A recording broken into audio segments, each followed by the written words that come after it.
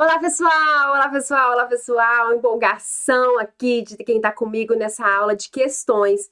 Nós estamos continuando a aula passada porque, por culpa aqui desta professora, que coloquei algumas questões bastante agressivas, nós gastamos muito tempo para responder muitas questões. Nós respondemos 28 questões na aula passada e nessa aula nós vamos responder 22 questões, ou seja, as 50 questões ficaram divididas em dois momentos, né? Não reparem minha tosse, que eu já estava, gripada na época, continuo, mas tudo vai dar certo. Então, vamos lá continuar essas questões de direito previdenciário. Tem muita novidade nessa aula, vem chegando, abre o caderno que a gente vai falar muita novidade. Nós vamos trazer questões que estão desatualizadas, mas eu vou colocar o gabarito correto, já com a redação de medidas provisórias que estão em vigor. Vou contar para vocês alterações em processo administrativo interno do INSS, questões que foram super cobradas no último concurso, mas estão alteradas pelo decreto 10.410. Então, tem muita novidade de questões nessa aula, nas questões dessa aula. Abram um caderno para vocês irem anotando, tá? Então, 1, 2, 3 e já valendo. Sejam bem-vindos. Deixa eu ver quem tá aqui. Oi, Erasmo. Então, Erasmo é a continuação da aula passada. Oi, Graciane. Oi, Wagner. Oi, Marlene. Então, vamos lá, galera. Adriano, Soriana, todo mundo acordado? Espero que sim, né? Espero que sim. Então, 1, 2, 3 e já valendo. Comigo na tela. Maria de Fátima, empregada de confecção de roupas, após 15 anos de prestação de serviço, ajuizou, em razão de acidente do trabalho de que fora vítima, dado que a empresa não adotou medidas legais de segurança do trabalho, ação judicial no Juizado Especial Federal, com o objetivo de reverter decisão do INSS que lhe negara a concessão de auxílio-doença, por não ter ela cumprido o período de carência exigida para o benefício. Considerando essas situações hipotéticas, assinale a opção correta à luz da legislação previdenciária vigente. Vamos conversar aqui. Primeira observação. A Maria de Fátima, ela tem 15 anos como empregada de uma empresa. Primeiro, ela cumpriu carência para o auxílio-doença? Sim, porque, regra geral, a carência para o auxílio-doença é de 12 contribuições mensais, exceto acidente de qualquer natureza, doença do trabalho ou profissional e doença grave. Nesse caso específico, ela nem precisaria ter cumprido a carência. Por qual motivo? Foi um acidente do trabalho. Então, ela podia ter um dia de emprego, moço da empilhadeira do passatempo recheado. Podia ter um único dia no emprego, que ainda assim ela teria direito a esse auxílio-doença, tá? Outra observação importante, o INSS foi lá, pronto, negou. O INSS faz, de vez em quando faz isso, né? Umas pequenas lenhas. E ela ingressou com uma ação na justiça para conseguir ter direito a esse benefício. Aqui a gente tem que ter muito cuidado. Regra geral, quando o INSS nega algum tipo de benefício previdenciário e o segurado tem que recorrer ao Poder Judiciário, esse recurso, essa ação, ela vai ser ajuizada na Justiça Federal. Então, regra geral, quando um segurado quer solicitar um benefício previdenciário à Justiça, porque o INSS negou a competência da Justiça Federal. Então, primeiro, Justiça Federal. Só que, nesse caso específico, por se tratar de acidente do trabalho, a competência vai ser na Justiça Estadual. Então, essa Maria de Fátima, ela deveria ter entrado na Justiça, lá na Justiça Estadual contra o INSS, porque no caso específico de acidente do trabalho, a competência é da Justiça Estadual. E se ela, Maria de Fátima, quisesse uma indenização contra o empregador dela por motivo desses acidentes de trabalho? Aí seria a Justiça do Trabalho. Então, o que vocês vão anotar agora no caderno de vocês? Um resuminho de 3 linhas só, que vai resolver qualquer questões que envolva essa questão de indeferimento de benefícios no INSS e solicitação do benefício judiciário na Justiça. O que vocês vão anotar? 3 linhas. Regra geral. Benefício indeferido no INSS, o segurado entra na Justiça Federal. Exceção: se for acidente do trabalho, o segurado deve entrar na Justiça Estadual contra o INSS. Se o segurado quiser uma demanda contra o empregador, a Justiça é a Justiça do Trabalho.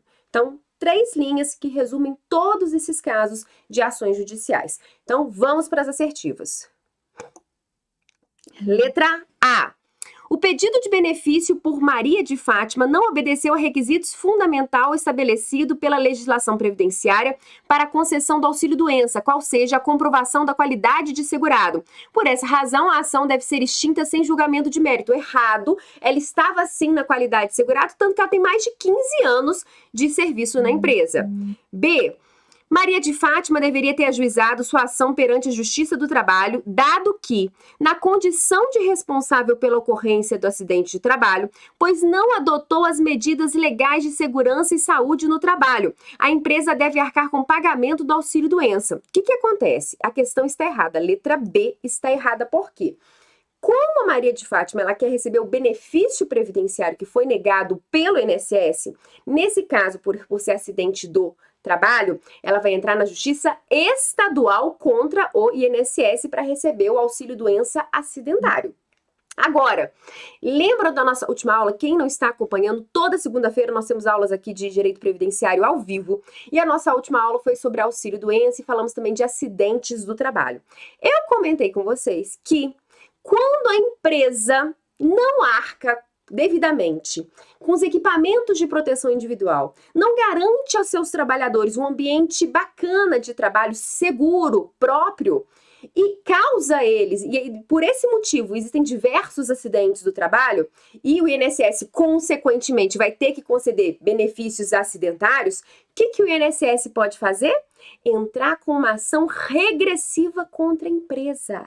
O INSS pode cobrar a empresa todos os benefícios que foram concedidos em virtude daqueles acidentes que a empresa não atuou da forma correta. Nesse caso, a ação do INSS contra a empresa também vai ser na Justiça Federal. Tá ok? Só pra gente relembrar, não foi isso que perguntou a questão, mas já para você anotar no caderno de vocês, é possível ação regressiva do INSS contra a empresa causadora do dano, aquela empresa que não agiu corretamente com os seus trabalhadores. Então pode o INSS cobrar os benefícios que foram pagos dessa empresa. Ele vai cobrar através da Justiça Federal. Letra C. Apresenta-se correta a decisão do INSS, dado que o cumprimento de carência é requisito fundamental para os segurados que façam jus ao benefício por incapacidade previsto no RGPS. Errado. Nesse caso não tem carência porque foi acidente. Letra D. O Juizado Especial Federal não tem competência para processar e julgar a ação ajuizada por Maria de Fátima, visto que os litígios medidas cautelares relativos a acidente do trabalho são de competência da Justiça Estadual. Letra D, questão correta. Então, são de competência da Justiça Estadual. Letra E. A ação ajuizada por Maria de Fátima deverá ser extinta sem julgamento do mérito, uma vez que ela deveria ter esgotado o procedimento administrativo recorrendo contra a decisão do INSS junto ao Conselho de Recursos da Previdência Social. Pessoal, uma outra questão muito interessante aqui que a gente tem que abordar nessa questão. Então, o gabarito já foi letra D, tá? Já sabemos que o gabarito é letra D, mas vamos conversar rapidinho sobre essa letra E. Pergunto a vocês, é necessário esgotar a instância administrativa para só depois recorrer ao Poder Judiciário? Imaginem só, você foi lá e solicitou seu benefício de auxílio-doença negado pelo INSS. Você tem que recorrer necessariamente, administrativamente, no INSS, para só depois solicitar o benefício na Justiça? Não. Nesse caso, não. Tá? Então, se o seu benefício previdenciário, você solicitou um benefício previdenciário lá no INSS, o INSS não concedeu. Imagine se você depende para se alimentar daquele valor que vai ser pago pelo INSS a título de benefício previdenciário. Você não tem condições, você vai morrer de fome, você não tem parente, você não tem ninguém para te ajudar. Você vai ficar esperando as decisões administrativas do INSS, que muitas vezes, em função de toda essa falta de servidores, pronto, falei, tem demorado muito, ou você pode entrar imediatamente no Poder Judiciário? É possível, sim, ingressar imediatamente no Poder Judiciário, tá? Então, essa também torna errada a assertiva E. Então, nosso gabarito foi letra D. Letra D. Então, tá aí, ó. Ação proposta pelo acidentado contra o empregador, Justiça do Trabalho. Ação proposta pelo acidentado contra o INSS, nesse caso de acidente do trabalho, Justiça Comum Estadual. Ação proposta pelo acidentado contra o INSS, pleiteando outros outros benefícios que não seja acidente do trabalho, Justiça Federal. Nos casos de acidente de trabalho, competirá à Justiça Comum Estadual a apreciação das ações regressivas propostas pelo INSS contra empresas negligentes. Então, para tudo, pessoal, vocês já anotaram 4 itens do caderno de vocês. Primeiro, regra geral, ação do segurado contra o INSS na Justiça. Justiça Federal. Se for acidente do trabalho, Justiça Estadual. Se for ação do empregado contra o empregador, Justiça do Trabalho. E a ação do INSS contra a empresa. Lembra que eu falei com vocês? Ação regressiva. Estudo da nossa última aula de segunda-feira. Quem não viu, venha na próxima segunda-feira que tem muita fofoca bomba.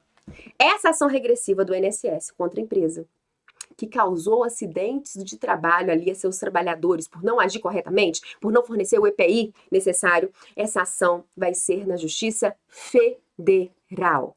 Federal. Então, 4 itens anotados no caderno de vocês.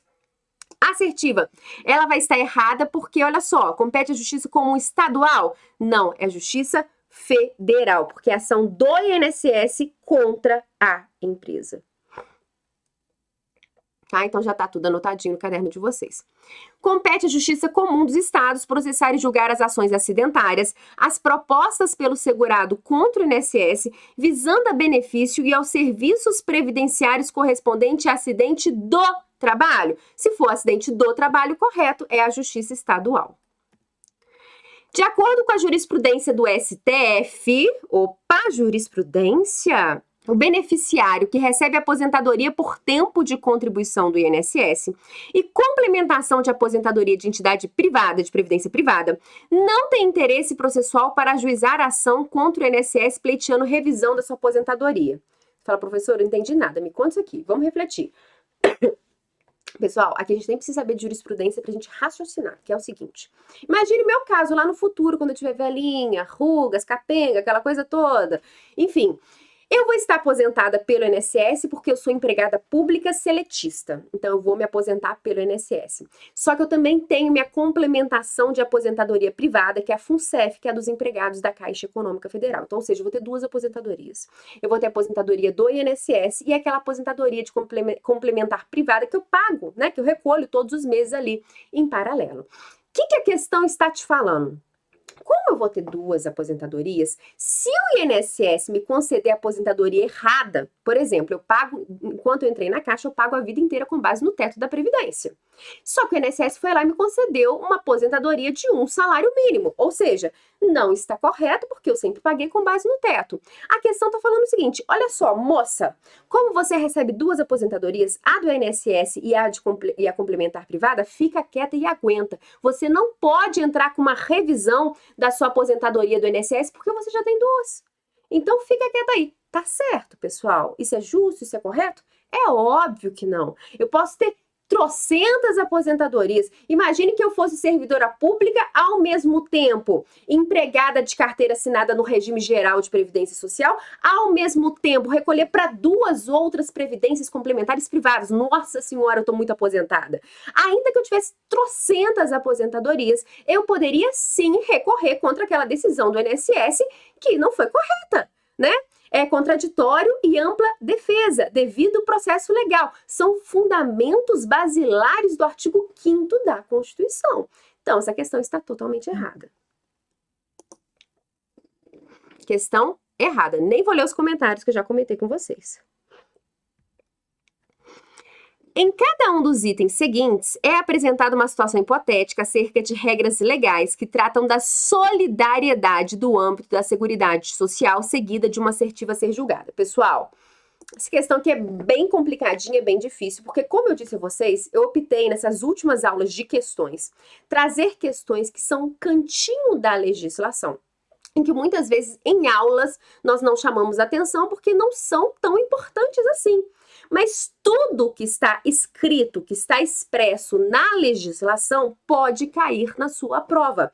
Tá aí a importância, inclusive, de ler a literalidade da Lei 8.212 e da Lei 8.213, mesmo que elas estejam defasadas, tá? Para isso é necessário assistir a aula, conhecer a matéria e depois partir para a legislação, porque tem que ler a lei seca. Essa é uma questão de literalidade da lei. O candidato, ele teria que ter lido algumas vezes a legislação para fazer, porque professor não te conta isso aqui na sala de aula. Eu tô te contando, eu mereço um abraço. Eu estou te contando nessa aula de questões, mas é o tipo de coisa que a gente não menciona, tá? Então, vamos lá comigo na tela. Embora integrantes do mesmo grupo econômico, duas empresas vinculadas a segmentos empresariais distintos foram acionadas judicialmente para o pagamento das dívidas previdenciárias de uma terceira empresa, também pertencentes ao mesmo grupo. Nas contestações que apresentaram, as duas empresas suscitaram preliminar de ilegitimidade passiva de causa, aduzindo que as pessoas jurídicas não se confundiam com seus respectivos sócios e que não tiveram qualquer ingerência na gestão de empresa devedora principal. Nessa situação, à luz da legislação aplicável, as preliminares serão rechaçadas com o consequente reconhecimento da responsabilidade solidária das duas empresas. Então, com a consequente reconhecimento da responsabilidade solidária das duas empresas. Vamos entender isso aqui, pessoal. Você fala assim, nossa, mas muito termo jurídico. Aí você vai falar assim, nossa, mas professora, as últimas questões foi só de questão de justiça. Pessoal, deixa eu te contar uma fofoca bomba. Atualmente, existem servidores do INSS designados só para atender advogados. Então, você vai orientar o advogado. Sabe por quê? Qual que é a verdade da vida? Quem entende mesmo de direito previdenciário, quem entende mesmo de rotinas administrativas e até mesmo algumas processuais, é o servidor do INSS, tá? Muito advogado não entende o funcionamento, então vocês que vão orientar. Por isso aquelas questões de competência da justiça, além do que é matéria de prova. Enfim, nesse caso é o seguinte, tem duas empresas que são do mesmo grupo econômico. Pergunto a vocês, se o empregado trabalha para um grupo econômico formado por duas empresas, ele vai demandar quem? Essas empresas, quem que vai ter competência, quem que vai ser responsável por pagar as contribuições previdenciárias? Pergunto a vocês, são duas empresas de um mesmo grupo econômico, quem que vai pagar as contribuições previdenciárias? As duas. As duas, elas vão responder solidariamente. Tem como você falar assim, não, só aquela empresa tem que pagar, não, só aquela... Não, elas não fazem parte de um mesmo grupo econômico, então elas vão ter a chamada responsabilidade solidária. Muito embora a questão ela seja difícil, assim, a redação seja mais trucada, uma redação mais processual, se você parar para raciocinar, você consegue identificar. Opa, eu trabalho para um grupo econômico que são duas empresas juntas. Quem que vai recolher minhas contribuições previdenciárias? Qualquer uma delas, a competência é das duas, tá? A competência é das duas, ou seja, responsabilidade solidária entre essas duas empresas. Então, questão correta. As empresas que integram o mesmo grupo econômico de qualquer natureza respondem entre si, solidariamente, pelas obrigações decorrentes desta lei. Características do grupo econômico quando duas ou mais empresas estiverem sob a direção, o controle ou a administração delas, compondo o grupo industrial, comercial e de qualquer outra atividade econômica.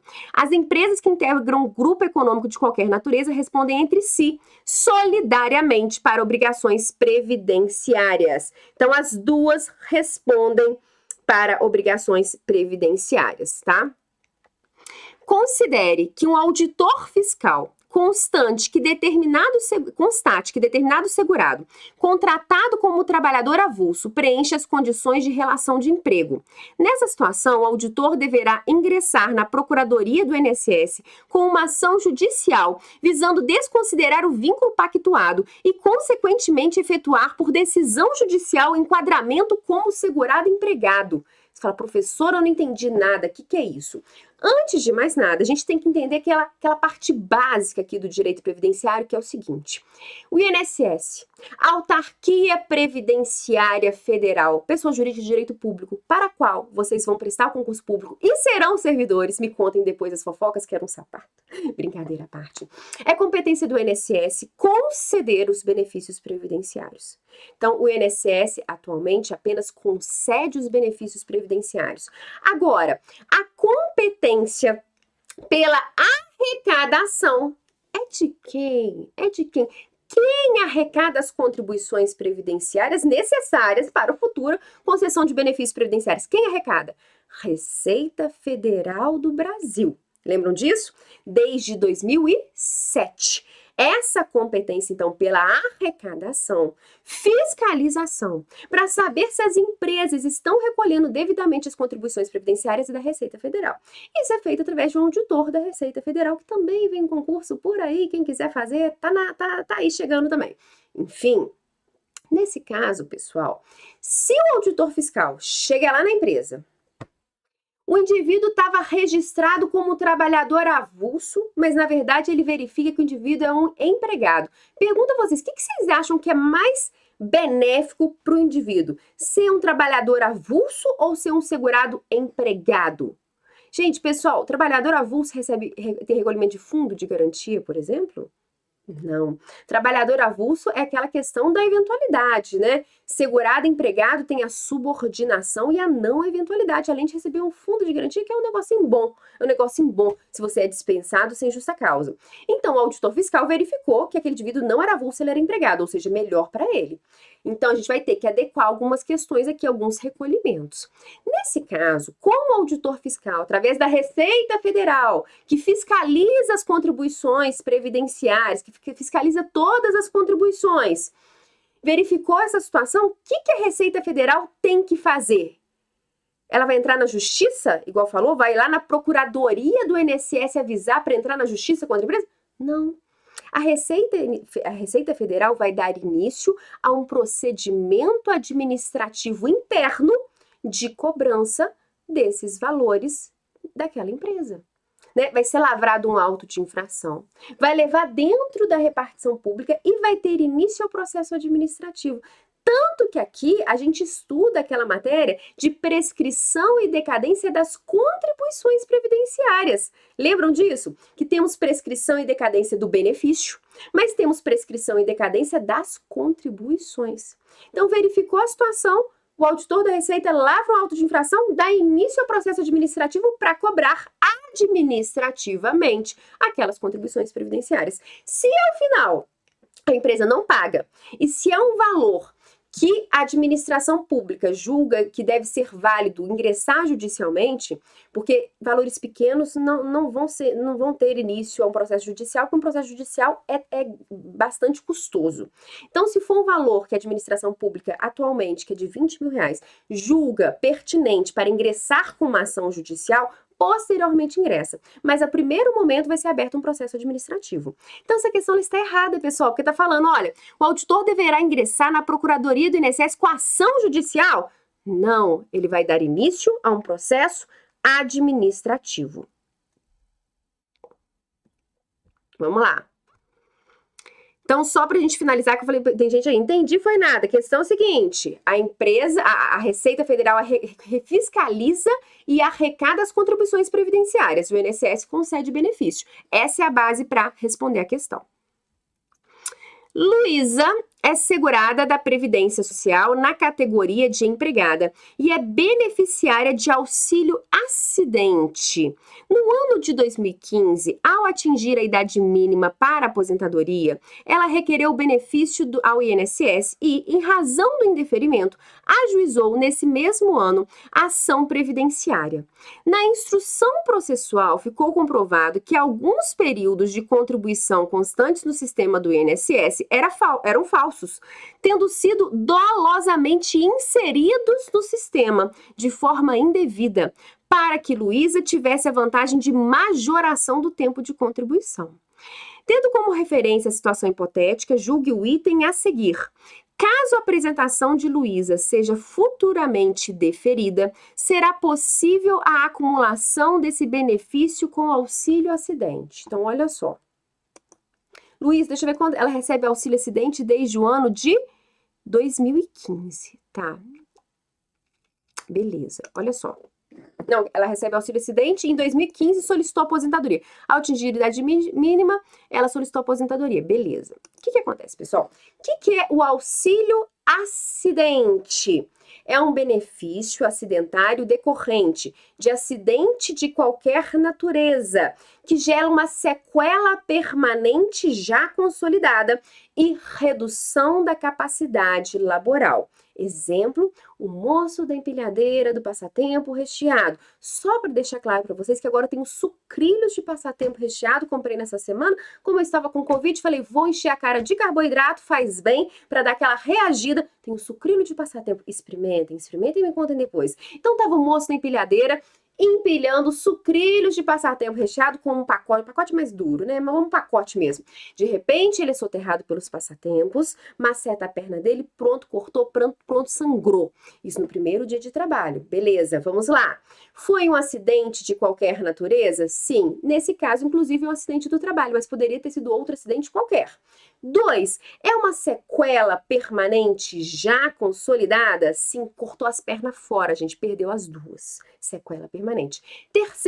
Isso gera redução da capacidade laboral? Sim, gera redução da capacidade laboral. Logo, assim que ele se recuperar dessa questão toda, através do auxílio-doença, ele se recuperou, teve condições de voltar ao mercado de trabalho. Por quê? Ele vai voltar ao mercado de trabalho? Nossa, mas ele tá sem perna, coitadinho, ele não pode aposentar por invalidez, ele vai ter que voltar ao mercado de trabalho? Sim, ele pode ser telefonista, ele pode ser submetido a uma ação de reabilitação profissional, encaixar em outra área do mercado de trabalho. Então, recebeu o auxílio-doença, voltou ao mercado de trabalho, terminou o auxílio-doença, tem início o auxílio acidente, no valor de 50% ao seu salário de benefício. Então, primeiro ele recebe auxílio-doença para se recuperar daquela sequela. Recuperou, terminou o auxílio-doença, inicia o auxílio-acidente. Qual é a pergunta que a questão está te fazendo? Até quando vai ser pago o auxílio-acidente? Tem gente, que o sonho da vida é você receber o auxílio-acidente. Sabe por quê? Perder uns dedinhos fora, uma coisinha assim, a pessoa vai receber o auxílio-acidente pelo resto da vida. Até morrer ou até se aposentar, o que acontecer primeiro, tá? Então, pode ser que esse moço que perdeu as duas pernas, imagina que ele recebia 5 mil reais, ele era o chefe da empilhadeira, tá? E o salário de benefício dele deu 5 mil reais. Se é 50% do salário de benefício, o auxílio acidente, ele vai receber a título de benefício R$ 2.500. Mesmo sem trabalhar, pelo resto da vida, até morrer ou até se aposentar. Ele pode ficar satisfeito em ficar na casa dele o resto da vida assistindo seriados com R$ 2.500 no bolso? Pode, ele gosta de uma vida mais simples, mais tranquila, né? Aquela coisa pacata, Stranger Things, nova temporada tá aí, ele quer maratonar, né? Tem outras aí legais também. Então ele optou por ficar o resto da vida na casa dele, assistindo seriados, pipoca com queijinho, aquela coisa toda. Tudo bem? Tudo bem, ele vai receber o auxílio-acidente até morrer. Agora, não.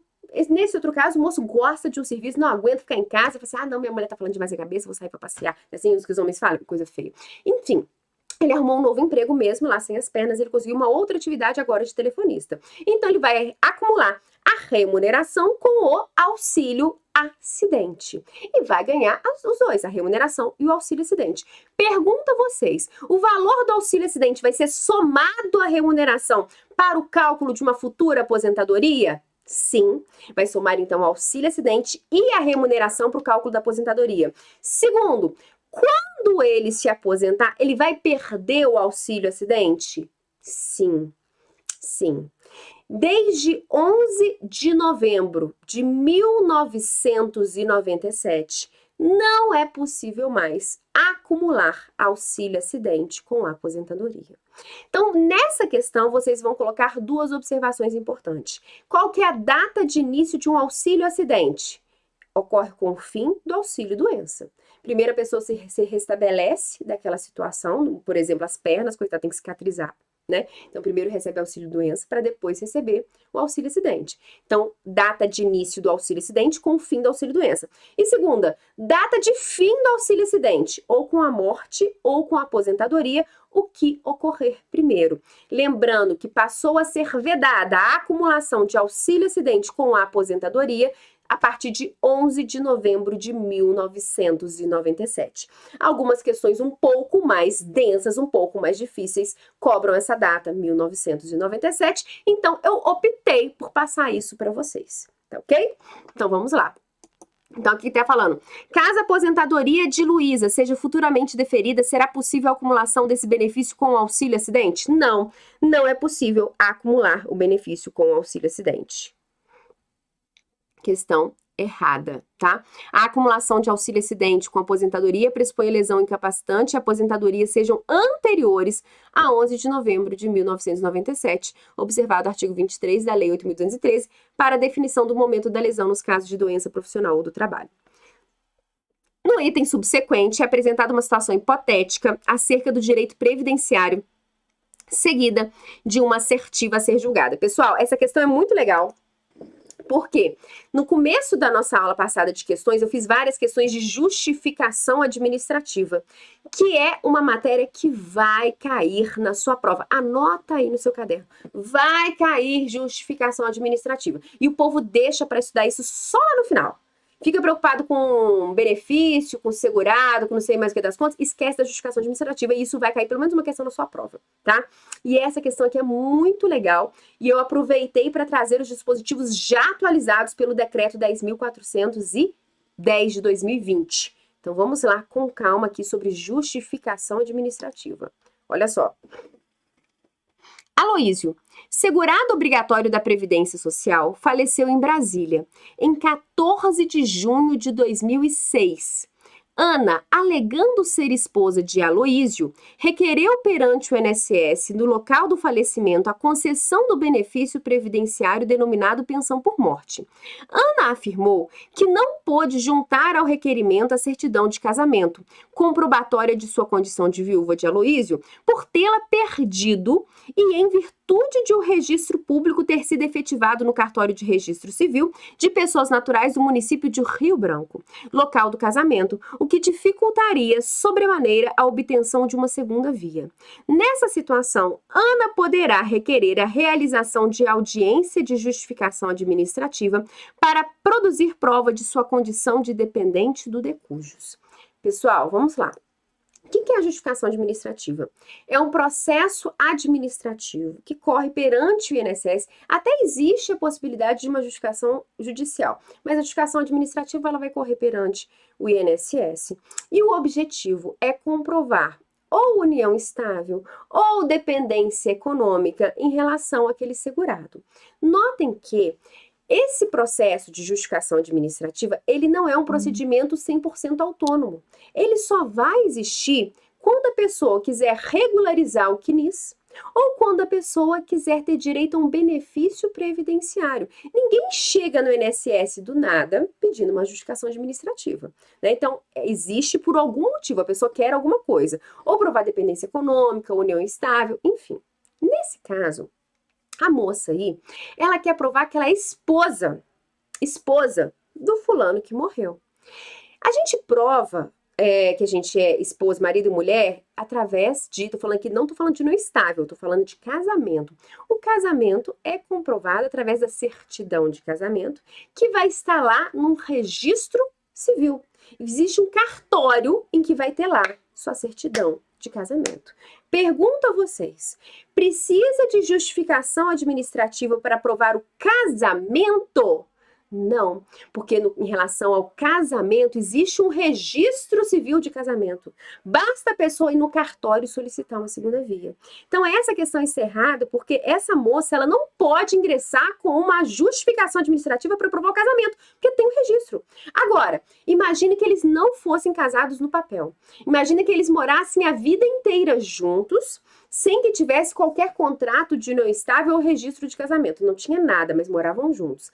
Nesse caso, vai poder ser ingressar com uma justificação administrativa? Aí sim.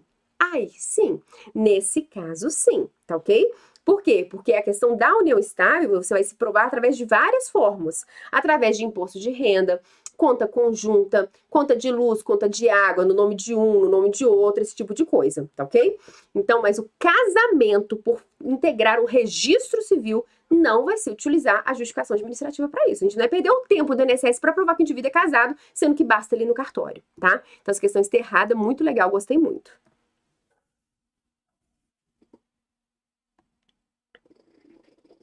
Então, vamos lá. Errado, não será admitida justificação. Então, não será admitida a justificação administrativa quando o fato a comprovar exigir registro público de casamento, de idade ou de óbito, ou de qualquer ato jurídico para o qual a lei prescreva forma especial. Então, parágrafo 3º. Quando a concessão do benefício depender de documento ou de prova do ato ao qual o segurado não tenha acesso, exceto quando ao registro público ou início de prova material, a justificação administrativa será oportunizada observando o disposto no artigo 151. Para o processamento de justificação administrativa, o interessado deverá apresentar requerimento no qual exponha clara e minuciosamente os pontos que pretende justificar, além de indicar testemunhas idôneas em número não inferior a 2 e nem superior a 6, cujo depoimento possam levar à convicção da veracidade de que pretende provar. Outra alteração promovida, número de testemunhas, agora no mínimo 2, no máximo 6. Pessoal, por favor, em relação à justificação administrativa, leiam o decreto 3048. Os dispositivos foram, a maioria, alterados pelo decreto 10.410, inclusive o número de testemunha. Então, leiam, questão muito boa, isso vai cair na sua prova, eu repito, depois eu mereço um abraço ou um sapato. Solange, trabalhadora urbana, será afastada recebendo benefício previdenciário, está afastada recebendo benefício previdenciário por doença. Já Ivete, trabalhadora rural individual, está aposentada por invalidez. Ambas recebem uma notificação do INSS que está apurando indícios de irregularidade em seus benefícios, determinando que apresente defesa, prova ou documentos de que disponham. Nesse caso, os prazos máximos em que devem ser apresentados documentos pelos beneficiários serão, respectivamente, de... Pessoal, lembra aqui do que vocês assistem no jornal a tal do pente fino? Pente fino do INSS. O INSS vai começar um pente fino? Não tem isso? Então, o que acontece? O INSS, ele pode, a qualquer momento, deu na telha dele. Ele pode, a qualquer momento, solicitar ou uma nova perícia, tá? Ou solicitar dos segurados que eles apresentem alguns documentos, tá? Prova de vida, porque às vezes a pessoa tá lá, a aposentadoria por invalidez. A pessoa já até morreu, o benefício está sendo... Ela mora na roça, uma moça aí, rural, mora na roça. Ninguém tá sabendo que fulano morreu. Tá lá morta dentro de casa, credo, igual filme de terror, né? E aí o INSS vai lá e quer fazer a prova de vida, para ter certeza que a pessoa está viva, para continuar pagando o benefício previdenciário. Então, na verdade, pente fino é saber se a pessoa ainda está viva, saber se a incapacidade permanece, nos casos de aposentadoria por invalidez, atualmente aposentadoria por incapacidade permanente, ou auxílio-doença, benefício por incapacidade temporária. Então, nesses casos, o INSS ele pode requerer, então, esse pente fino, né, essa prova dessas situações a qualquer momento. A pergunta é: qual é o prazo para que o segurado faça essa prova? Quando? Qual que é o prazo que o segurado tem para fazer essa prova? Decorebinha que pode cair na sua prova. E é o tipo de coisa também que a gente não se atenta muito nas aulas, tá? Então vamos lá, olha só a diferença. Solange é trabalhadora urbana, está de auxílio-doença. Ivete é trabalhadora rural individual, está aposentada por invalidez.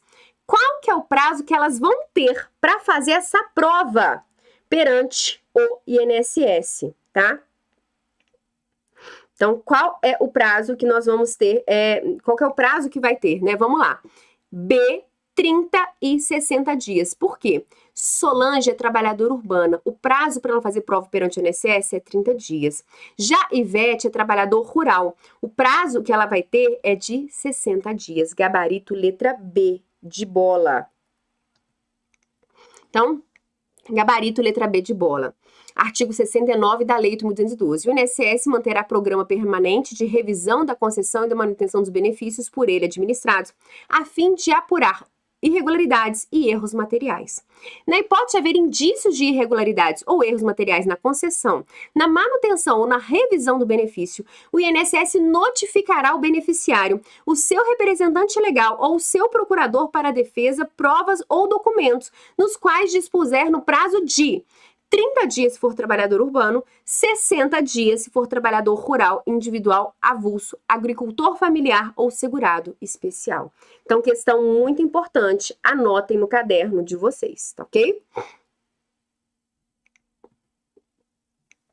Próxima questão.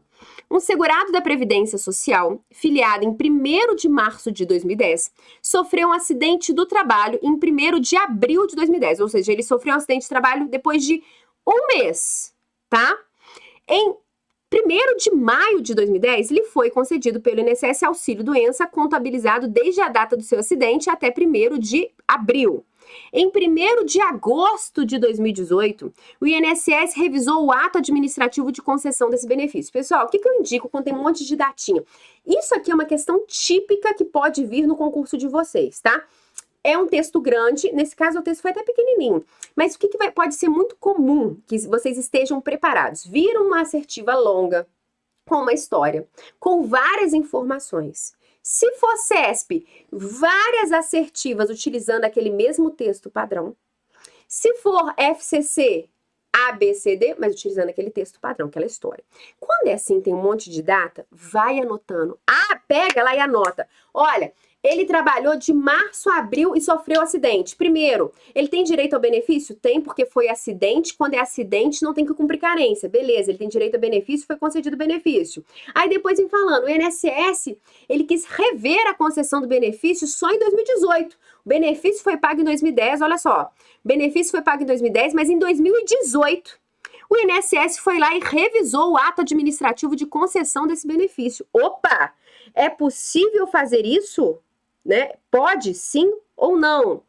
Na revisão, o INSS não poderia anular o referido ato administrativo, salvo se tivesse comprovada má-fé, dada a ocorrência da decadência, uma vez que havia transcorrido mais de 5 anos da data da concessão do benefício. Então, vamos entender. Pode. 8 anos depois, o INSS rever o seu próprio ato de concessão de um benefício e anular aquele ato? Sim ou não? Existe um prazo decadencial em que o INSS, a Autarquia Previdenciária Federal, tem de 10 anos para anular seus próprios atos, quando atingirem pessoas de boa fé. Se o indivíduo estiver de má fé, não corre esse prazo. O INSS pode anular esse ato a qualquer momento. Por exemplo, primeira situação, era uma vez um indivíduo que solicitou um benefício de auxílio-doença por um erro do servidor público ou do sistema, foi pago a maior. Qual é o prazo tem? Para que o INSS anule aquele ato e conceda o benefício no valor correto. Prazo decadencial de 10 anos. Segundo exemplo, era uma vez um indivíduo, um meliante é o nome, que fraudou diversos documentos para ter direito a uma aposentadoria. A pessoa nunca trabalhou na vida, fraudou vários documentos de identidade, de filiação, enfim. Através de uma fraude, conseguiu ter direito à aposentadoria. Já está aposentada há 20 anos. E o INSS descobre isso? Oxe. O INSS pode anular essa aposentadoria? Sim, porque nesse caso foi decorrente da má-fé do indivíduo. Entenderam a diferença? Então, quando o indivíduo age de boa fé, mas por um erro, né? Ou o benefício é concedido errado, ou ele é concedido a maior, o INSS tem um prazo decadencial de 10 anos para anular seus próprios atos. Autotutela aqui da administração pública, prazo decadencial de 10 anos. Agora, se o indivíduo estava de má fé, não corre esse prazo, pode ser feito a qualquer momento, ok? Observação importante. Eu não sei, eu não tenho certeza se no último concurso do INSS caiu a Lei 9784, que é a Lei de Processo Administrativo em âmbito federal, que é uma lei muito importante no concurso do INSS. Se vai vir na próxima edital ou não, é um enigma. Mas vocês têm que tomar cuidado pelo seguinte: a administração pública como um todo tem um prazo decadencial para anular seus próprios atos de 5 anos. O INSS, Autarquia Previdenciária Federal tem um prazo decadencial para anular seus próprios atos de 10 anos. Então, vocês não podem confundir o prazo da autotutela para a administração pública federal como um todo e o prazo da autotutela exclusivamente para o INSS. São prazos distintos. Isso pode cair em prova de direito administrativo e em prova de direito previdenciário. Então, prazo da autotutela na administração federal como um todo, que é o artigo 54 da Lei 9784, Lei de Processo Administrativo em âmbito federal, é 5 anos. Aqui, o prazo exclusivo do INSS, Autarquia Previdenciária Federal, para anular seus próprios atos, é decadencial de 10 anos. Então, nessa assertiva, vamos ler a assertiva novamente. Na revisão, o INSS não poderia anular o referido ato administrativo, salvo se tivesse comprovada má-fé, dada a ocorrência da decadência, uma vez que havia transcorrido mais de 5 anos desde a data da concessão do benefício. Errado, porque o INSS tem 10 anos para anular os seus próprios atos, tá? E só passaram 8 anos, então ele estava dentro do prazo sim para anular esse ato. Então, gabarito errado é o artigo 103A da Lei 8.213. Mateus, requereu ao órgão regional do INSS a conversão de auxílio-doença em aposentadoria por invalidez. O INSS indeferiu o pedido de Mateus por considerar que a doença que acometera era curável e que, para isso, ele era suscetível de reabilitação. Tá? Então, o Mateus requereu ao INSS a conversão do auxílio-doença por invalidez e foi negado. Acerca dessa situação hipotética e dos recursos dos processos administrativos de competência do INSS, julgue o item que se segue. Contra a decisão do INSS pelo indeferimento, Mateus poderá interpor recurso administrativo, que será julgado em primeira instância pela Câmara de Julgamento da Previdência Social. Para tudo. A partir de agora, pessoal, eu trouxe para vocês questões do último concurso do INSS, de processo administrativo interno do INSS. Fica aí que vocês vão gostar dessas fofocas. Por quê que eu trouxe para vocês questões? Falei assim, nossa, mas todo mundo já viu essas questões. Pessoal que está estudando um direito previdenciário, a primeira coisa que faz é pegar a última prova do INSS. Pois é, só que nós tivemos alterações aqui, tá? Nós tivemos algumas alterações no que diz respeito a essa atuação aí, esses procedimentos internos do INSS.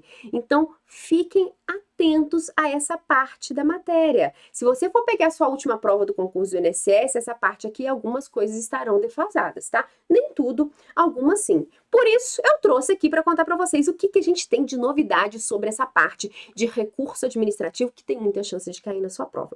Primeiro, pessoal, essa questão vai estar errada. Por quê? Se o indivíduo teve um pedido negado pelo INSS, ele pode recorrer? Pode. Ele vai recorrer para a Câmara de Recursos? Não.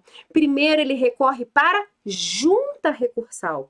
Da junta recursal, se mantém a decisão de não conceder o benefício, aí sim ele vai recorrer para Câmara, tá ok? Então ele não recorre direto para a Câmara, ele vai recolher para a junta recursal. Então a questão ela está errada. Questão errada.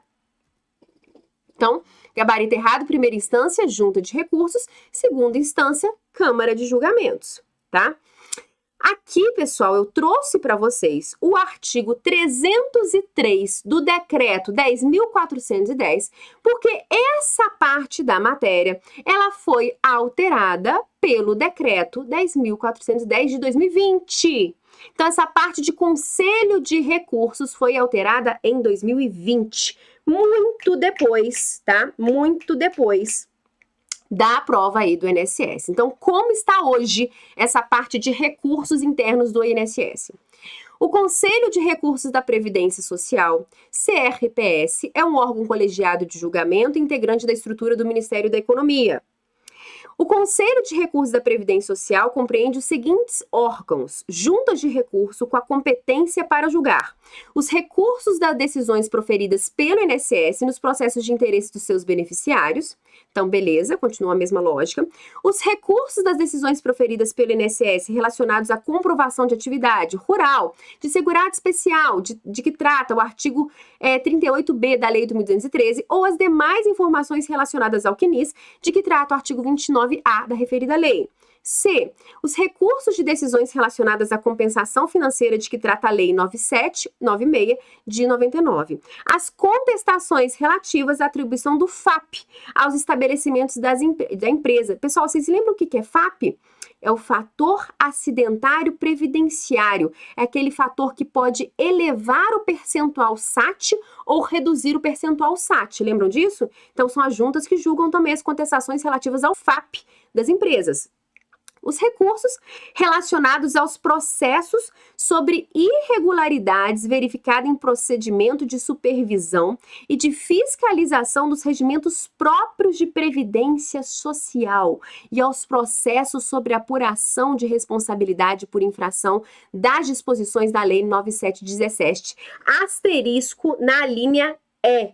Asterisco na alínea E, tá ok? Façam o seguinte, pessoal. Asterisco por quê? Olha só que interessante. A junta, inclusive, vai julgar os recursos relacionados aos processos sobre irregularidade verificada em procedimento de supervisão e fiscalização de regime próprio de previdência social. Regime próprio de previdência social. E aos processos sobre apuração de responsabilidade por infração às disposições da Lei 9.717, tá ok? Asterisco na letra E, que é muita novidade.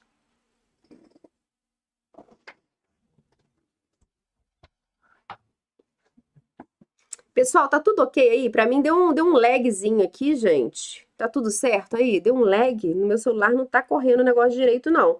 Vão me avisando que eu tô lendo o chat, tá, pessoal? Me avisem aí. Continuando. 2. Câmara de julgamento com sede em Brasília, Distrito Federal, com competência para julgar os recursos interpostos contra as decisões proferidas pelas juntas de recurso. Então, das decisões das juntas de recurso, aí sim vai para a Câmara de Julgamento. E, por fim, Conselho Pleno, com a competência para uniformizar a jurisprudência previdenciária mediante enunciados, podendo ter outras competências definidas pelo regime interno e Conselho de Recursos da Previdência Social. A quantidade de juntas de recurso de Câmara de Julgamento do CRPS será estabelecida no decreto que aprovar a estrutura regimental do Ministério da Economia. Então, pessoal, viram aí que tivemos alterações na redação dessa parte da estrutura de recursos. Vocês reparem que é um artigo pequeno, é pouca coisa, tá? Então, com essa leiturinha aí, você já consegue fazer várias questões de prova sobre recurso interno do INSS. É um trechinho pequeno, mas é importante que vocês fiquem aí atualizados, né? O importante aqui é a atualização, né? Justamente por ter sido aí em 2020. E aquela linha é porque fala de regime próprio de previdência social. Isso pode ser uma pegadinha de prova. Eu vi o pessoal comentando da minha cadeira gamer. Gente, por quê? Por que eu tenho uma cadeira gamer? Por que eu tenho uma cadeira gamer? Por quê? Eu sempre digo, meninas, casem-se com um nerd. Melhor coisa que tá tendo. Eu tô aqui dando aula pra vocês, tá? E o que ele está fazendo? Tomando conta de um neném. Tomando conta de um neném. Dando comidinha, fazendo dormir. Tá lá. Quem que faz isso? Os nerds. Tá? Os nerds, aquele menino que na adolescência gostava de jogar RPG, que depois ele começou a jogar World of Warcraft, Diablo, jogos online, e outro, você estuda e fala, joga mais uma queda. Ele vai te amar muito, fala, joga mais uma queda que eu ainda tô estudando. Ele vai ser muito apaixonado por você. Eu fiz isso durante muitos anos da minha vida, enquanto eu estudava para concurso, né? Falava, vai lá, joga mais um pouquinho. Ele apaixonou tanto, que aí, enfim, né? Ficamos felizes para sempre, porque eu incentivava jogar algumas quedas enquanto eu estudava. Então fica a dica aí pra vocês, meninas, nerds são os melhores que tá tendo, principalmente se você estuda para um concurso público, tá ok? E depois, quando você vai trabalhar, joga, lança a criança nele, que eles se viram bem, uma beleza, uma beleza. Então, continuando.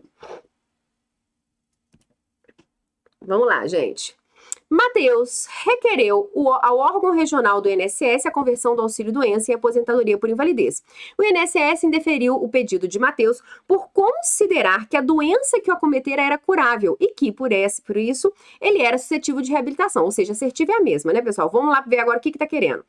Caso seja interposto recurso contra a decisão que indeferiu o pedido de Matheus, o órgão regional do INSS que proferiu a decisão não poderá reformá-lo, devendo encaminhar o recurso à instância competente. Vocês acham que está certo ou está errado? Vamos lá. Um órgão regional indeferiu o pedido de Matheus. Matheus foi lá, entrou com recurso. Primeiro vem para o órgão que indeferiu o pedido, para depois ele passar para a instância superior, que seria a instância superior junta, depois o conselho, né? Depois a Câmara, junta e depois a Câmara. Beleza. Quando o recurso chega na mão desse órgão que indeferiu o pedido, ele pode reavaliar a decisão que ele tomou? Ou ele tem que passar direto para a junta? Ele pode fazer uma reanálise? Ele pode fazer uma reanálise, sim, tá? Por isso que a questão está errada. Tá falando que esse órgão ele não pode voltar atrás, mas ele pode voltar atrás. Porque, gente, se ele viu que ele tá errado, ele vai lá e corrige logo a parada, o trem, o sistema, corrige a situação antes de sobrecarregar as demais entidades, nas demais órgãos, na verdade, né? Então, é muito mais fácil ele reanalisar a matéria antes de dar prosseguimento a um recurso. Então, por isso, a questão ela está incorreta. O INSS, a Secretaria Especial de Previdência e Trabalho do Ministério da Economia, e quando for o caso, a hipótese prevista no inciso 4 do CAPT, os entes federativos poderão reformar suas decisões e deixar de encaminhar, no caso de reforma favorável ao interessado, a contestação com recurso à instância competente ou de rever o ato para o não prosseguimento da contestação ou do recurso. Então, é possível, sim, ser feita uma reanálise. Poderão reformar suas decisões e deixar de encaminhar a outra instância, tá ok?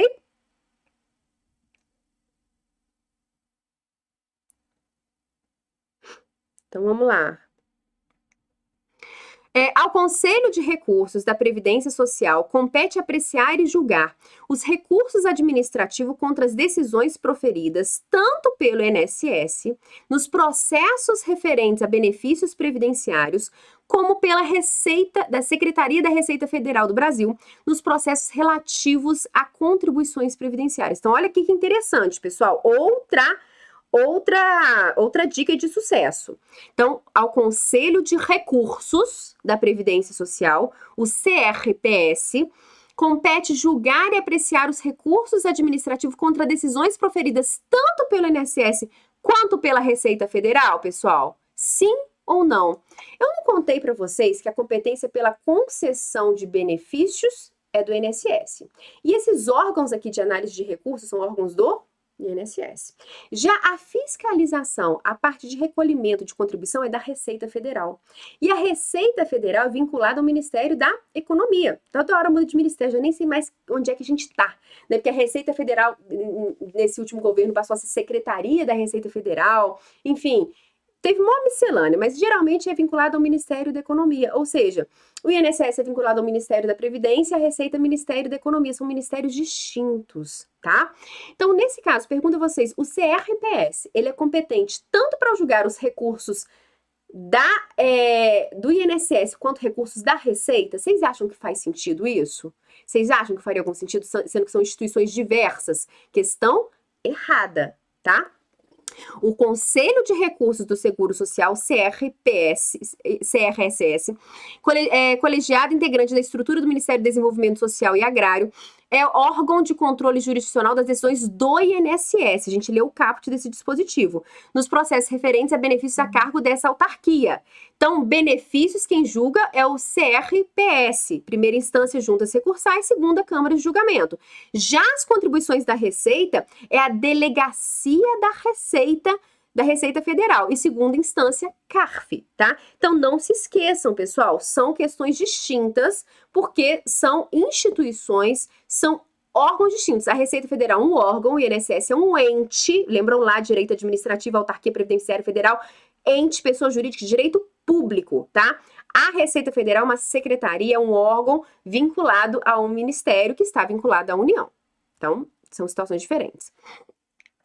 São constitucionais as proposições legislativas que visem a concessão de parcelamento ou a moratória de débito dos entes federativos com seus regimes próprios de previdência social, desde que tal parcelamento seja limitado a 60 parcelas. Questãozinha singela e muito legal de 2021.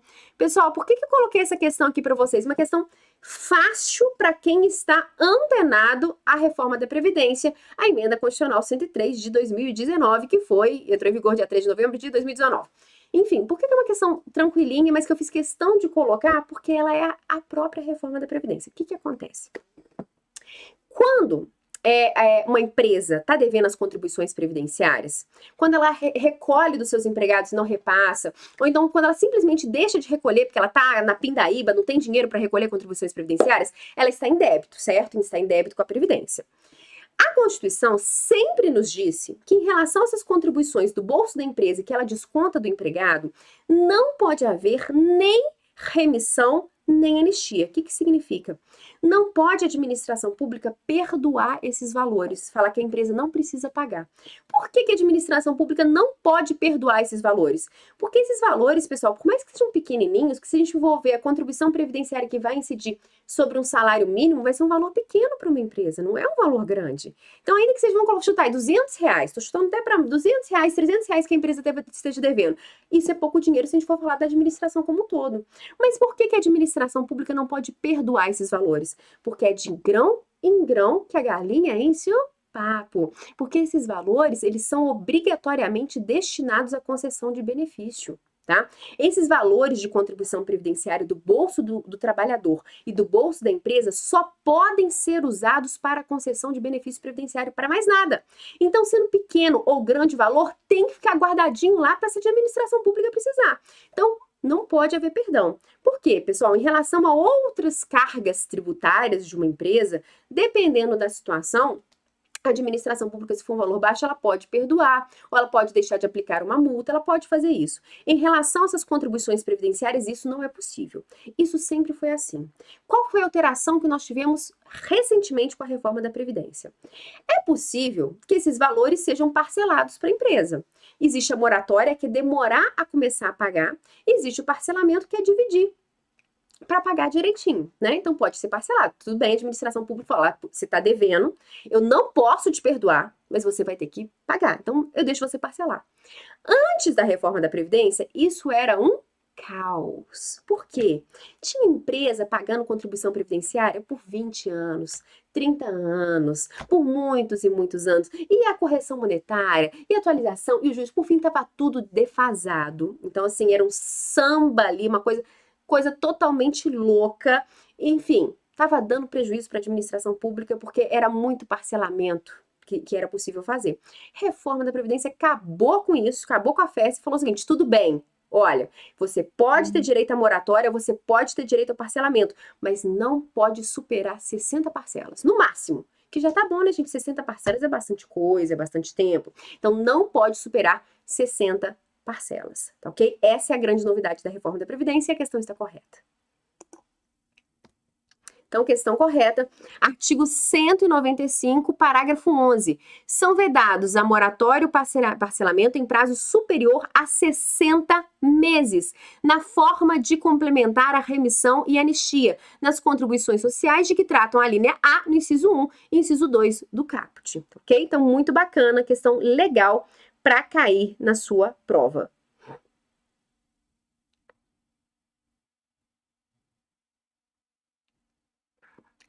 Com base no regulamento do seguro de acidente do trabalho e da moléstia profissional, julgue o item abaixo. Cabe ao empregado comunicar o acidente do trabalho à Previdência Social até o primeiro dia útil seguinte ao da ocorrência do acidente. Em caso de morte, a empresa deverá comunicar o acidente de imediato à autoridade competente, sob pena de multa variável sucessivamente aumentada nas reincidências aplicadas e cobradas pela Previdência Social. Pessoal, questãozinha que eu comentei com os meus alunos que estão lá nas minhas aulas de segunda-feira. Não se esqueçam, segunda-feira tem aula. Nossa próxima aula vai ser de aposentadoria por invalidez, aposentadoria por incapacidade permanente. Vai bombar. Eu tenho muita fofoca. Vocês vão ficar horrorizados com a fofoca que eu tenho pra contar pra vocês, tá? É aquela fofoca que vocês vão ter que espalhar pra família. Vocês têm obrigação de espalhar pra sua família, porque ninguém sabe o que está acontecendo e eu vou te contar. Enfim, quem assistiu minha última aula sabe dessa questão tranquilamente. Por quê? Em caso de acidente do trabalho, ocorreu um acidente de trabalho na empresa, existe uma obrigação de comunicar às autoridades competentes. Prazo, primeiro dia útil seguinte à ocorrência do acidente, em caso de acidente apenas. Pronto, morreu, o comunicado deve ser imediato. Qual é o erro da questão? Por que essa questão tá errada? Porque vem falando, o empregado deverá comunicar o acidente do trabalho até o primeiro dia subsequente. Não é uma obrigação do empregado. É uma obrigação da empresa e do empregador doméstico. Então, a comunicação do acidente do trabalho é uma obrigação da empresa e empregador doméstico. Tá ok? E não do empregado. É claro, se a empresa não realiza o comunicado dentro do prazo, né, se não existe esse comunicado dentro do prazo, aí sim pode o médico que assistiu o empregado comunicar, o sindicato, a autoridade competente, os familiares, aí sim pode a galera. Mas a obrigação é da empresa, tá ok? A obrigação é da empresa. Então, por isso a questão está errada, que ela vem falando, ó, cabe ao empregado, não é ao empregado. Ele poderá, mas o dever, tá? É da empresa. Artigo 22. A empresa ou o empregador doméstico deverão comunicar o acidente do trabalho à Previdência Social até o primeiro dia útil seguinte ao da ocorrência e, em caso de morte, de imediato à autoridade competente, sob pena de multa variável entre o limite mínimo e o limite máximo do salário de contribuição, sucessivamente aumentado nas reincidências aplicada e cobrada na Previdência Social. Próxima questãozinha, a respeito de acidente do trabalho e seus efeitos previdenciários de contagem recíproca, de tempo de contribuição, de previdência complementar, julgue o item a seguir. Acidente de trânsito sofrido pelo empregado quando do percurso compreendido entre a sua residência e o seu local de trabalho, ainda que envolva veículo particular do segurado, é considerado acidente de trabalho para efeito de concessão de benefício previdenciário. Então aqui tá te perguntando, o acidente de trânsito sofrido pelo segurado, do percurso compreendido entre a sua residência e o local de trabalho, ainda que envolva veículo particular do segurado, é considerado acidente do trabalho para efeito de concessão do benefício previdenciário? Sim, é.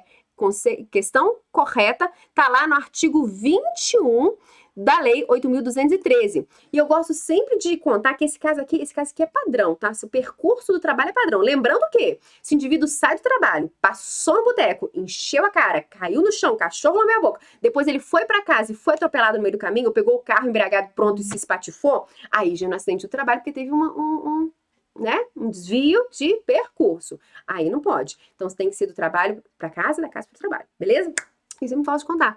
Inclusive, pessoal, aquele psicopatinha, lembra? Que acorda no meio da noite querendo salvar os equipamentos da empresa, ainda que ninguém tenha mandado ele ir lá, ainda que ele seja fora do horário de serviço, se ele se acidenta nesse dia, é acidente do trabalho. Lembraram disso? Aquele que é asterisco do poder, que é a situação mais exótica que tem? Então, também é caso de acidente do trabalho, tá bom? Então, mais uma questãozinha de acidente do trabalho aqui pra gente ficar atento a isso. Aí, concurso do INSS 2016.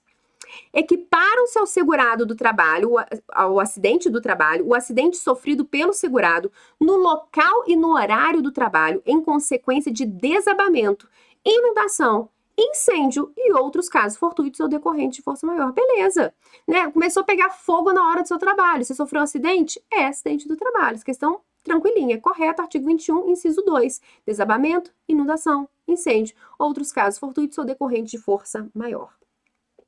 Com base no disposto na Lei 8.213, vamos lá. Não é considerado doença do trabalho, doença endêmica, adquirida por segurado habitante de região em que ela se desenvolva, mesmo que essa doença seja resultante de contato direto determinado pela natureza do trabalho.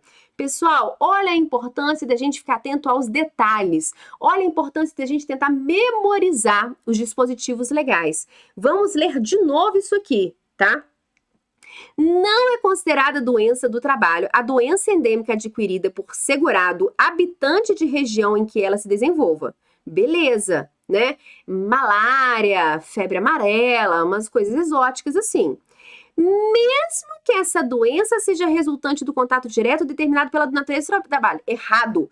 Salvo se essa doença seja determinada pela natureza do trabalho. Pessoal, o que vocês estão gabarito errado, artigo 20, parágrafo 1º. O que vocês estão rindo? Depois eu vou ler esse chat, porque eu não tenho que comparar para ficar lendo muito o chat, mas eu quero ver que vocês estão rindo. Porque é uma sacanagem, uma injustiça com a professora, você lançar uma fofoca, todo mundo no chat começar a rir, e você não sabe qual que é a fofoca, né? Você não tá sabendo qual que é a fofoca da rolando. Isso aqui me deixa assim angustiada.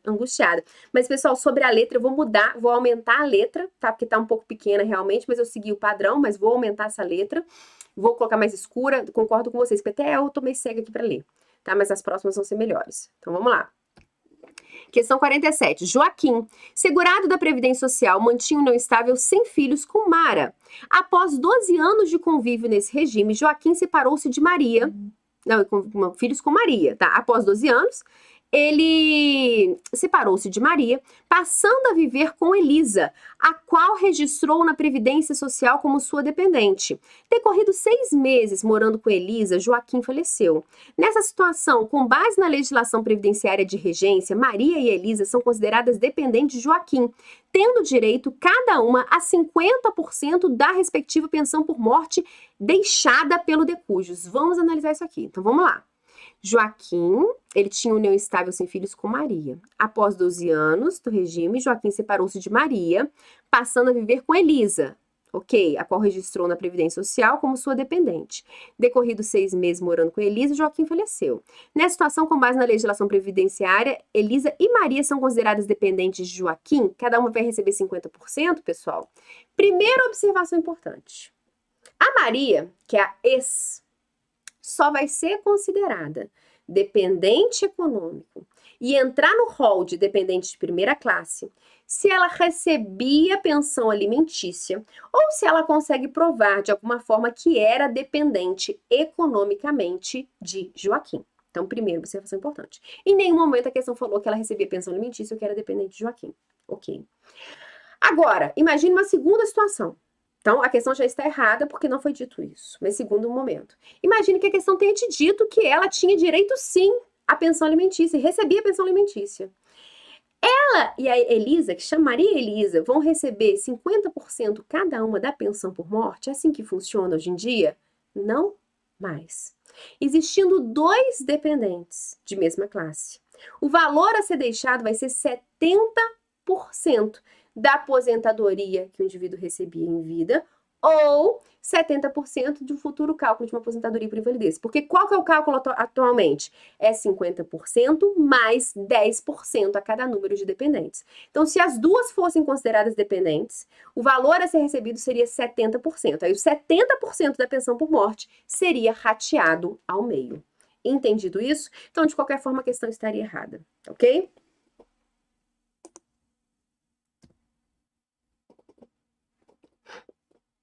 Então, vamos lá. A concessão de pensão por morte não será protelada pela falta de habilitação de outro possível dependente. E qualquer inscrição ou habilitação posterior que importe em exclusão ou exclusão do dependente só produzirá efeito a contar da data da inscrição ou da habilitação. Tá? Por exemplo, imaginem que a ex-mulher recebia pensão alimentícia, mas não sabe que o indivíduo faleceu, né? E a atual está recebendo a pensão por morte no valor total. Depois, quando a ex, que era dependente econômica, descobre isso, alguma coisa vai mudar? O que vai mudar é que elas vão passar a dividir dali para frente, a partir desse requerimento.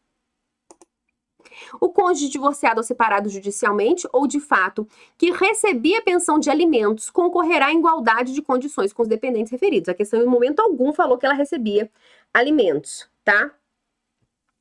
Parágrafo 3º. Na hipótese em que o segurado falecido estar, na data de seu falecimento, obrigado por determinação judicial a pagar alimentos temporários ao ex-cônjuge, ex-companheiro ou ex-companheira, a pensão por morte será devida pelo prazo remanescente na data do óbito, caso não incida outra hipótese de cancelamento anterior ao benefício. Próxima questão. Fernanda, em virtude do falecimento de seu marido, requereu no INSS benefício previdenciário denominado pensão por morte. Nessa situação, o valor da renda mensal do benefício de Fernanda será calculado com base no salário de benefício do decujus, correspondente à média aritmética simples dos maiores salários de contribuição correspondente a 80% de todo o período contributivo, multiplicado pelo valor previdenciário. Para tudo, tá tudo errado. Tá tudo errado. Antes e depois, o negócio tá... Peraí que tá tudo errado. Vamos entender isso aqui. Como é feito o cálculo da pensão por morte hoje? Indivíduo faleceu, deixou só a esposa. Como é feito o cálculo da pensão por morte hoje? Se o indivíduo estava aposentado no momento do óbito, essa moça vai receber 60% do valor da aposentadoria, beleza? 50% mais 10%. A não ser que ela seja deficiente, incapaz, aí é 100%. Mas regra geral, 50% mais 10%, 60%. Tá?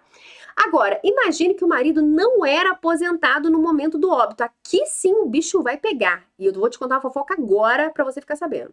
O indivíduo não era aposentado no momento do óbito. O que a legislação diz? A legislação diz que o valor da pensão por morte vai ser calculado com base na aposentadoria do decujus, na data do óbito, ou de uma possível aposentadoria por invalidez que ele teria direito se estivesse em vida.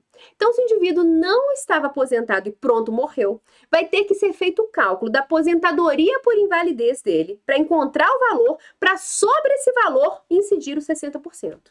E como funciona hoje o cálculo da aposentadoria por invalidez? Primeiro, encontra-se o salário de benefício, que não é mais 80% da média aritmética, como a questão dizia. Atualmente, o salário de benefício é 100% da média. Tudo entra no cálculo. E como é o cálculo da aposentadoria por invalidez? 60% mais 2% a cada ano que exceder 20 anos para o homem, ou 60% mais 2% a cada ano que exceder 15 anos para a mulher. Ou seja, pronto, o valor caiu demais. Se o indivíduo tivesse morrido, valia mais a pena, vou falar uma coisa feia, valia mais a pena se morrer antes da reforma da Previdência. Eu brinco com meu marido, me sempre cuida bem de mim, porque não tá valendo a pena me perder. Porque eu comecei a recolher com 20 anos de idade. Tenho 34 anos. Fala assim, professora, você tá conservada? Fala aí, tô sem ruga. Brincadeira. E o que acontece? Então, tenho 14 anos de contribuição. Se eu pronto morro hoje, meu marido vai receber tão somente 60% do meu salário de benefício. 60% do meu salário de benefício. Por quê? Porque eu tenho menos de 15 anos de contribuição. Então, ele vai receber 60% do salário de benefício. Calma, mas não só isso. Encontrou o valor que eu receberia a título de aposentadoria por invalidez. Sobre esse valor vai incidir a cota dos 60%. Por quê? Vamos lá, vamos de novo? Como é que eu encontro o valor da aposentadoria por invalidez do indivíduo que não estava aposentado na data do óbito? 60% mais 2% a cada ano que exceder 20 anos para o homem, ou 60% mais 2% a cada ano que exceder 15 anos para a mulher. Então, neste momento, se eu pronto morri credo, bati na madeira, o valor da minha futura aposentadoria por invalidez seria 60% do meu salário de benefício, beleza? 60% do meu salário de benefício. Imagine aqui que quanto que dá 60% de 7 mil? Vou colocar aqui 4 mil reais, vou arredondar para 4 mil reais, tá? Então, foi 4 mil reais. Imagine que 4 mil reais minha aposentadoria por invalidez seria. Só que a pensão por morte hoje em dia é paga no valor de 100%? Não, é 50% mais 10% a cada número de dependentes. Ou seja, nesse caso, só tenho dependente 60%. Vai ser 60% sobre os 4 mil reais. Entenderam isso? Olha que bomba! Olha que bomba, tá? Isso se o indivíduo não estava aposentado na data do óbito. Então, 60% de 4 mil, sei lá, menos de 3 mil reais, né? 2 mil e alguma coisa. É isso. Ok, pessoal? No final das contas, ainda que a pessoa recebesse o teto, se ela não estivesse aposentada na data do óbito, ela vai deixar de pensão por morte 2 mil quebrado. Caiu muito? Pronto, caiu. Assistam minha próxima aula, que a gente vai falar muito disso com vários exemplos. Tá ok? Então, espero que vocês tenham entendido como funciona hoje a questão da pensão por morte, tá? Mas ao longo das aulas, vou falando, vou repetindo, vou trazendo mais exemplos. Mas é uma bomba que ninguém tá sabendo o que tá acontecendo. Então, vamos lá. O benefício concedido aos segurados do RGPS tem como escopo a cobertura de determinados riscos sociais elegidos pelo legislador constitucional. Com referência à concessão de manutenção desses benefícios, julgue o item que se segue. Será suspenso o pagamento de pensão por morte de dependente inválido se segurado do RGPS que se recuse a submeter-se a exame médico pericial a cargo da Previdência Social, processo de reabilitação profissional por ela prescrito e custeado, tratamento dispensado gratuitamente, exceto cirúrgica e a transfusão de sangue, que são facultativos. Questão correta, mas aqui a gente vai falar o seguinte, pessoal, a questão está correta realmente.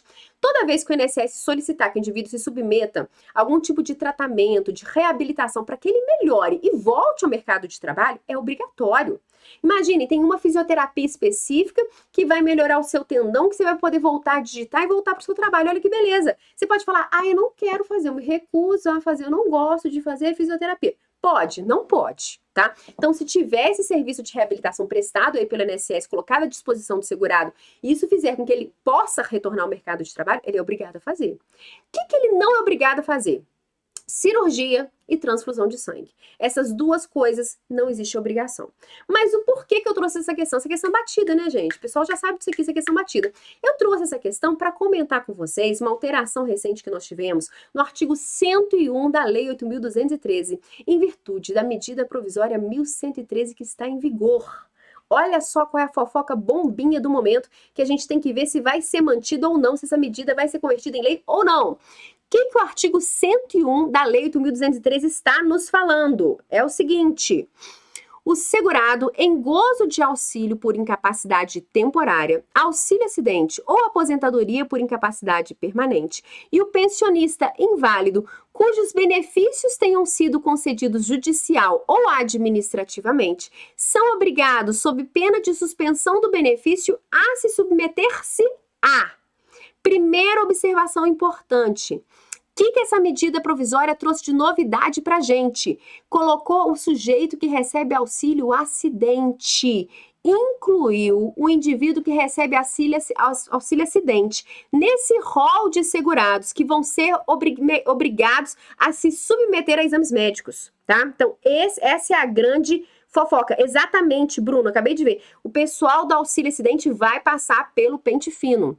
Então, primeiro, exame médico a cargo da Previdência Social para avaliação das condições que ensejaram sua concessão ou manutenção, processo de reabilitação por ela prescrito e custeado, tratamento dispensado gratuitamente, exceto o cirúrgico e a transfusão de sangue, que são facultativos. O aposentado por invalidez e o pensionista inválido que não tenham retornado à atividade estarão isentos do exame de que trata o caput desse artigo, tá? Então, pessoal, essa é a fofoca do momento. Temos só que saber se quando o edital sair, se essa medida provisória vai estar em vigor ou não. Mas ela está em vigor na data de hoje, no momento que essa aula está sendo gravada, ok? Agora, essa é a última questão, gente? Acho que é, né? É a última questão. João, casado com Ana desde 10 de janeiro de 2018, é segurado do regime geral de previdência social desde 1º de julho de 89, tá? Na qualidade de contribuinte individual. Então, ele é segurado há muitos anos, beleza. Ele pretende solicitar ao INSS, em julho de 2019, dia do seu aniversário de 50 anos, sua aposentadoria por tempo de contribuição. Ou seja, essa provinha aqui provavelmente foi antes da reforma da Previdência. Beleza. Considerando a situação hipotética, as disposições legais vigentes acerca do direito previdenciário, julgue o item que segue. Considerando-se o tempo de casados de João e de Ana, caso ele venha a falecer por qualquer motivo em junho de 2019, ela não terá direito à pensão por morte. Deixa eu ver. Ele é casado com Ana desde 2018, tá? E ele quer solicitar... ele é casado com Ana desde 2018, janeiro de 2018. Caso ele venha a falecer em junho de 2019, ou seja, 1 ano e pouco de casamento, ela não terá direito à pensão por morte? Pergunto a vocês, isso aqui é muito legal. Acompanhem minhas aulas de segunda-feira, que em breve teremos aulas de pensão por morte. O que acontece? Depois de 2019, a legislação passou a instituir algumas regras específicas para o cônjuge ter direito à pensão por morte, tá? Primeira observação, pessoal, pergunto a vocês, existe carência para a concessão da pensão por morte? Não tem carência, não tem carência. O que nós temos são alguns requisitos específicos para o cônjuge, só para o cônjuge, para os dependentes não. Então, não tem carência para o recebimento da pensão por morte. E quais são esses requisitos específicos para o cônjuge? É necessário que exista entre o falecido, o segurado que faleceu e o cônjuge, mais de 2 anos de casamento ou união estável, e que o segurado tenha vertido mais de 18 contribuições previdenciárias para a Previdência Social. Sendo esses 2 requisitos cumpridos, será concedida pensão por morte ao cônjuge sobrevivente proporcional à sua idade. Significa dizer que se o indivíduo falece e deixa uma esposa jovenzinha, 20 aninhos, flor da idade, ela vai receber pensão por morte por um curto período. Caso ela tenha mais de 45 anos, a pensão por morte dela vai ser vitalícia. Então, notem que esses 2 requisitos, 2 anos de casamento ou união estável e as 18 contribuições mensais recolhidas pelo segurado que faleceu, são requisitos para que a concessão da pensão por morte seja paga proporcionalmente à idade do cônjuge sobrevivente. Agora eu te pergunto, e se algum desses requisitos não forem cumpridos? Que é o caso da questão que teria só 1 ano e meio de casamento, né? Não teria mais do que isso. Se algum desses requisitos não foi cumprido, como o tempo de casamento ou união estável, a pessoa, o cônjuge sobrevivente, não vai receber pensão por morte? Errado. Vai receber pensão por morte, sim, mas apenas 4 meses de pensão por morte. É por isso que a gente diz que a pensão por morte não tem carência. Por quê? Cumprindo ou não os requisitos, a pensão por morte vai ser concedida. A diferença é que, em relação ao cônjuge, caso esses 2 requisitos não sejam cumpridos, vai ser concedida a pensão por morte tão somente de 4 meses. Caso os requisitos sejam concedidos, será concedida a pensão por morte proporcionalmente à idade do cônjuge sobrevivente. Nós temos uma tabelinha, que nós trabalhamos essa tabelinha em sala de aula. Essa tabelinha tem que memorizar, tá? Que vai depender da idade. Então, muito jovem vai ser por tanto tempo, mas com mais de 45 anos já passa a ser vitalícia. Então, é basicamente isso, pessoal. Mas coloquem na cabeça de vocês, não tem carência para pensão por morte. O que existe são requisitos para o cônjuge. Tem requisito assim em relação ao filho? Não. Se o filho é menor de 21 anos, não é emancipado, automaticamente vai ter direito à pensão por morte de indivíduo assegurado, tá ok? Então, apenas atenção a isso. Então, essa questãozinha aqui, ó, fala que ela não vai ter direito à pensão por morte. Questão errada. Por que a questão tá errada? E ela vai ter direito à pensão por morte, sim. Ela vai ter direito à pensão por morte de 4 meses. De 4 meses. Né? Ela não vai ter direito àquela pensão por morte proporcional. Mas ela vai ter direito, sim, à pensão por morte de 4 meses. Então, questão errada. Pessoal, finalizamos, terminamos, chegamos ao fim dessa aula de questões. Eu espero muito ter auxiliado no estudo de vocês. Eu espero conseguido ter atingido a minha missão, que de fato foi trazer questões bem pontuais, bem assim, fora da regra, porque hoje em dia tem muita questão de direito previdenciário que está batida. E pelo nosso próprio banco de dados, se a gente for pegar as questões de FCC, FGV, CESP, tem muita questão batida, principalmente para aqueles alunos que já estão ali firme e forte. Então tem questões assim que são fáceis. Então tentei pegar algumas questões pontuais, algumas questões fora da curva, para a gente tentar aproveitar a aula de questão para isso. Porque a matéria em si, o básico da matéria como um todo, a gente tem lá nas nossas aulas, na nossa segunda-feira, para os assinantes do Direção Concurso. Quem não assinou está perdendo seu tempo, assinem. Então, o básico, né, toda a matéria completa, nós temos nas aulas. Essa aula de questão é para chamar de fato a atenção do candidato para aquilo que ele não se atentou durante uma aula, por exemplo, ou durante uma leitura da legislação, por exemplo. Então, foi isso que eu quis fazer aqui com vocês. Eu espero ter conseguido atingir meu objetivo, espero que vocês estejam satisfeitos, espero que tenha sido satisfatório. Um grande abraço. Agora eu vou encerrar, vou ler a fofoca do chat, tá? Não falem mal de mim, tá? Não falem mal de mim, por favor, tá? Vamos lançar uma olhada, você brincadeira. Não, agora eu vou ler a fofoca, porque assim, eu fico dando aula, mas eu fico vendo, começou o kkkk, falo, opa, que fofoca é essa? Eu quero saber, mas às vezes não posso ler, né? Que difícil pra mim controlar a vontade de saber uma fofoca, muito complicado isso pra mim. Mas é isso, pessoal. Um grande abraço pra vocês. Ótimo final de semana. Espero vocês segunda-feira na nossa aula cheia de fofoca bomba, tá ok? Um beijo e até a próxima.